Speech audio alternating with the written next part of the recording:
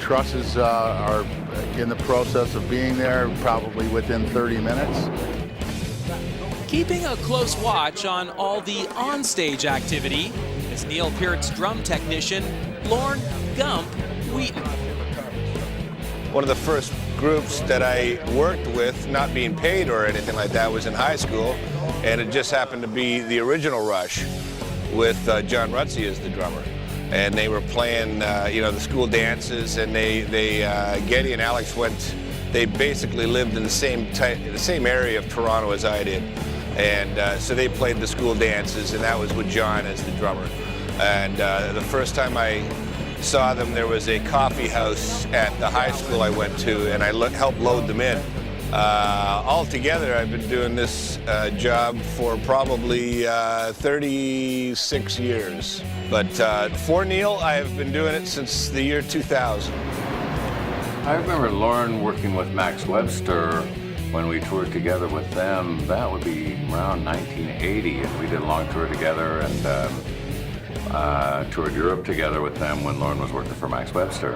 And I can just remember on days off, just hanging out with him and getting to know him then. And then he came back to work with us as a carpenter on Test for Echo tour. And I knew that then he worked with Steve Smith at that time, who was one of the drummers I respect the most. And Jerry Mercer also with April Wine. We were friends all that time before we'd worked together.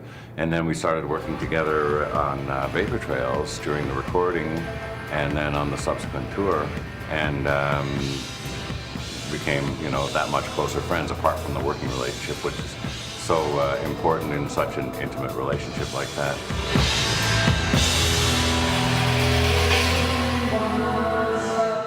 We get along very well. The first tour I did with him, we were still sort of searching each other out, and even though we did know each other, but it's a whole different thing when you're one-on-one with the person. The Rush backline is one of the last elements of this stage show to be assembled, and it is the first to be packed away for transport at the end of each performance. As a result, the instrument technicians travel together on the same tour bus, and usually are the last members of the road crew to arrive at the venue. We arrive usually around 10:30, and sometimes I don't get to work till 1:30. My whole world is center stage, and until the lighting rig goes up in the air, I really can't do anything. The techs, the guitar techs and the keyboard techs, they have their stations off the stage. So I have another drum set that I set up in the Bubba Gump room, which is Neil's dressing room, which he has a practice drum set in.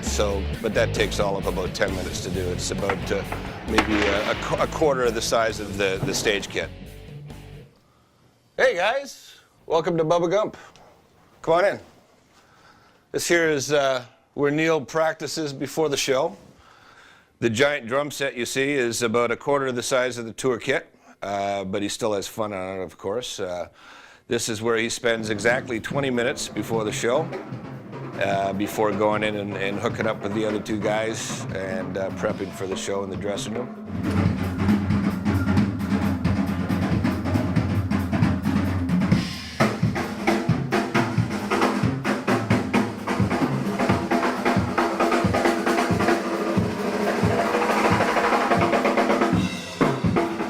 This is what I do before I get to stage. I'll come in and there's a case that houses all this all this little drum set.